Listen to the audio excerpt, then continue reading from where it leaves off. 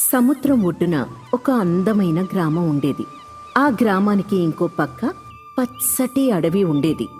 సముద్రం ఒడ్డున గవ్వల కోసం పిల్లల ఆటలు, ఊర్లో రకరకాల పనులు, రచ్చబండ మీద పులి మేక ఆటలు, ఇలా అందరూ సంతోషంగా జీవనం సాగిస్తూ ఉండేవారు.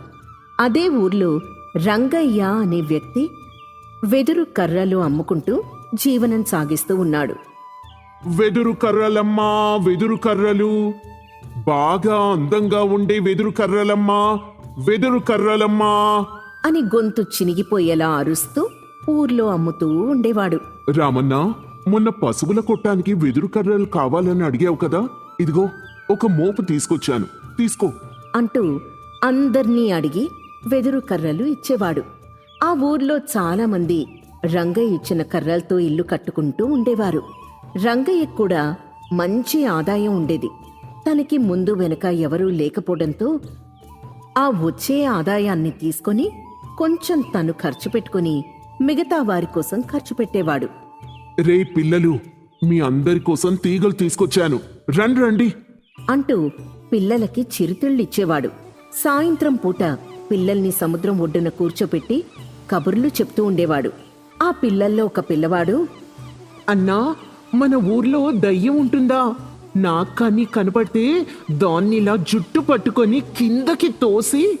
అప్పుడు రెండో పిల్లాడు, రేయ్, నేనైతే ఆంజనేయ స్వామిలాగా ఆ దయ్యాన్ని విసిరేస్తాన్రా అన్నాడు. అలా ఆ పిల్లలతో మాటలు మాట్లాడుతూ రంగయ్య వాళ్లతో కలిసి తిరుగుతూ ఉండేవాడు. ఇలా జరుగుతూ ఉండగా ఒకరోజు రంగయ్య వెదురు కర్రలు కొడుతూ ఉండగా తన కాలికి ముళ్ళు గుచ్చుకుంది. ఆ ముళ్ళు వల్ల కాలు చాలా నొప్పి పుట్టింది. దాంతో బయటికి పోలేక ఇంట్లోనే పడుకొనున్నాడు. పిల్లలు పరిగెత్తుకుంటూ ఇంటికొచ్చారు. రంగన్నా, రంగన్నా అని వచ్చి చూడ్డంతో రంగయ్య జ్వరంతో పడుకొని ఉన్నాడు. ఎప్పుడూ హుషారుగా ఉండే రంగయ్య అలా నీరసంగా పడుకొని ఉండడంతో ఆ పిల్లలకి దిక్కుతోచలేదు. రే, చిన్న జ్వరం లేరా, మీరేం కంగారు పడకండి, తగ్గిపోతుందిలే, మీరు వెళ్ళండి అని చాలా నీరసంగా చెప్పాడు రంగయ్య.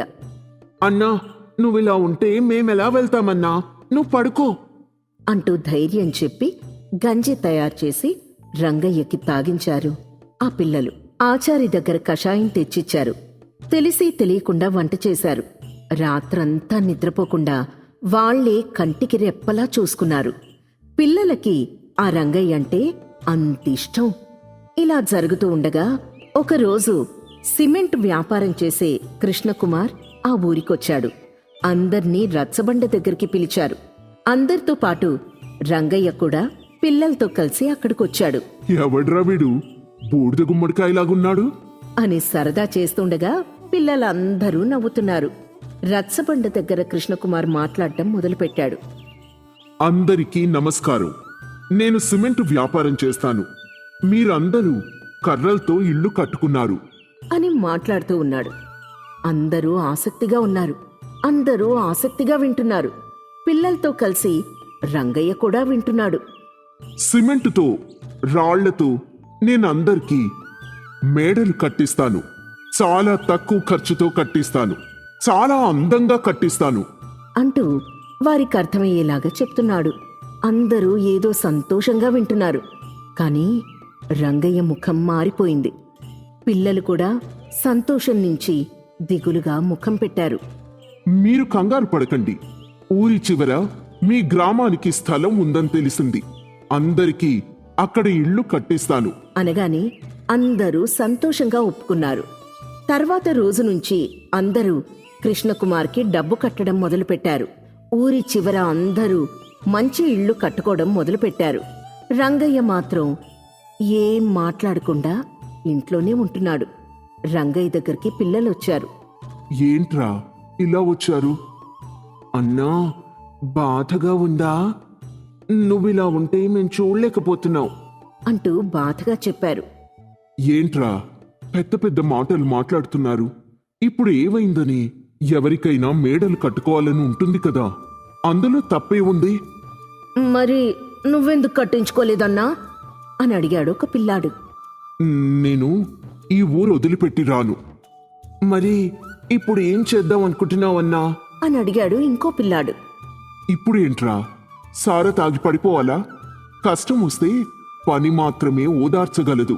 అంటూ రంగయ్య పనిలో పడ్డాడు. ఎప్పట్లాగానే అడవికి వెదురు కర్రల కోసం బయలుదేరాడు. పిల్లలతో ధైర్యంగా చెప్పాడు కాని రంగయ్య మనసులో మాత్రం ఆ ఊరి గురించి, తను చేసే వ్యాపారం గురించి ఆలోచిస్తూ ఉన్నాడు. అలా ఆలోచిస్తూ ఒక వెదురు చెట్టుని నరికాడు. కాని ఆ వెదురు పొంగులో నుంచి రక్తం కారడం మొదలుపెట్టింది. ఓ, ఇదేంటి రక్తంలాగా ఉంది? అని ఆశ్చర్యపోతూ ఆ చెట్టుని మొత్తం నరికేశాడు. వెంటనే అక్కడొక అప్సరస్సు ప్రత్యక్షమైంది. ఆ అప్సరస్సును చూడగానే రంగయ్య భయంతో ఆశ్చర్యపోయాడు. ఓ, ఎవరు నువ్వు? నాకు తెలియక నరికాను. నాకేం అర్థం కావట్లేదు. నన్ను క్షమించండి అంటూ భయపడుతూ చెప్పాడు. భయపడకు, ఒక ముని శాపం వల్ల నేనిలా అయిపోయాను. కారిన రక్తం ఆ శాపానికి ప్రతిరూపం. నీ వల్ల నాకు శాప విముక్తి కలిగింది అని చాలా సంతోషంగా చెప్పింది ఆ అప్సరస. రంగయ్యకి ఏమీ అర్థం కాలేదు, కాని ఎలాంటి భయం లేదని మాత్రం అర్థమైపోయింది.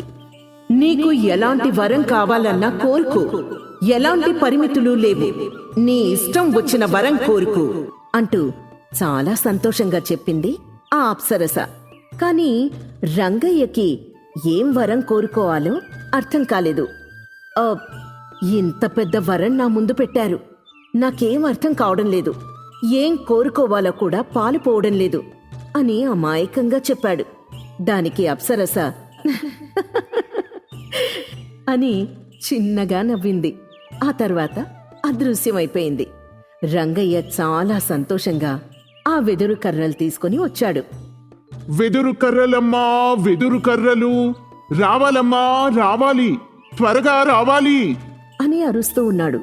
కాని ఒక్కరు కూడా కర్రలు కొనలేదు. దాంతోపాటు ఎగతాళిగా నవ్వుతూ ఉండేవారు.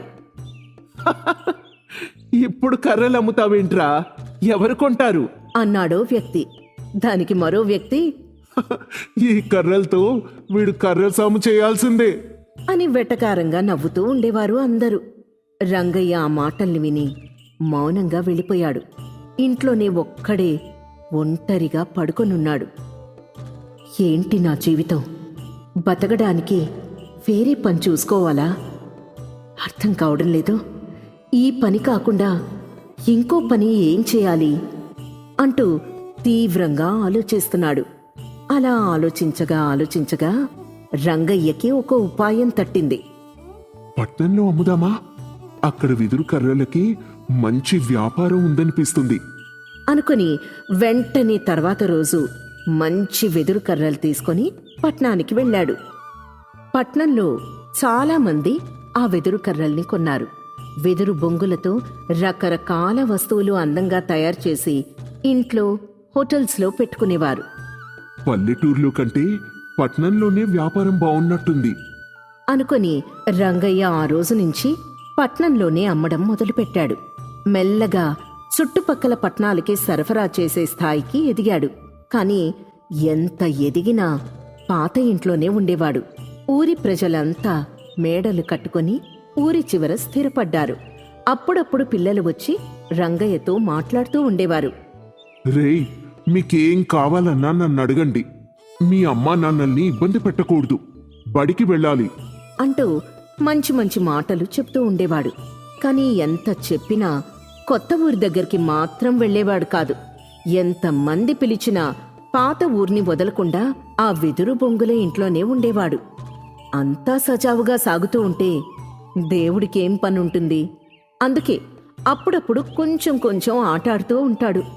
ఒకరోజు సాయంత్రం పూట రంగయ్య పిల్లలతో కూర్చొని సరదాగా కబుర్లు చెప్తూ ఉన్నాడు. ఆ రోజు అమావాస్య కావడంతో సముద్రం పోటు మీద ఉంది. అలలు వీళ్ళని బాగా తాకుతున్నాయి. అప్పుడొక పిల్లవాడు, ఏంటన్నా అలలు అంత జోరుగా ఉన్నాయి?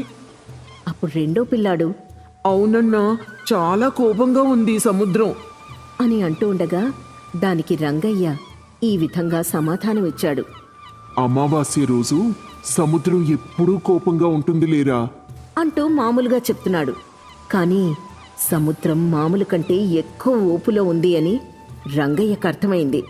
రేయ్, మీరందరూ ఏదైనా మేడ మీదకు వెళ్ళండి. ఎందుకన్నా? చెప్పింది చెయ్యండ్రా. అని కొంచెం కోపంగా చెప్పాడు. రంగయ్య అంత కోపంగా చెప్పడంతో పిల్లలందరూ మాట్లాడకుండా మేడ మీదకి వెళ్లారు. రంగయ్య కొత్త ఊరికి వెళ్ళాడు. అందర్నీ రచ్చబండ దగ్గరికి పిలిచాడు. అన్నా, అయ్యా, సముద్రం పోటు మీద ఉంది. సునామీ వచ్చేలాగా ఉంది. రండి రండి అని చెప్పాడు. కానీ ఎవ్వరూ నమ్మలేదు. అప్పుడొక వ్యక్తి రేయ్, అమావాస్య రోజు అలానే ఉంటుంది లేరా, పోరా. అంటూ పట్టించుకోకుండా వెళ్ళిపోయాడు. రంగయ్యకి ఏం అర్థం కాలేదు. ఏం చెయ్యాలా అని ఆలోచిస్తుండగా అప్సరస గుర్తుకొచ్చింది.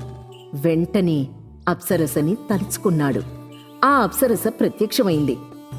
ఏంటి నాయనా, ఏం కావాలి? నమస్కారం అమ్మా. ఈ గ్రామం నీటి మీద తేలే వరం కావాలి అని విచిత్రమైన కోరిక కోరాడు. అప్సరస ఆశ్చర్యంగా చూసింది. దాంతో జరిగిందంతా చెప్పాడు రంగయ్య. ఈ వరం నీ స్వార్థం కోసం కాకుండా జనాల కోసం అడుగుతున్నావు. సంతోషం, దీర్ఘాయుష్మాన్ భవ అని చెప్పి వరం ప్రసాదించింది. రంగయ్య ఊహించినట్టే సునామీ వచ్చింది. వరం వల్ల ఆ గ్రామమంతా సముద్రం మీద తేలాడుతోంది. విషయం తెలుసుకుని మిగతా ప్రజలందరూ రంగయ్యకి ధన్యవాదాలు చెప్పారు. రంగయ్య తన పని తాను చూసుకుంటూ సముద్రం మీద తేలే మాయా గ్రామంలో సంతోషంగా జీవించసాగాడు.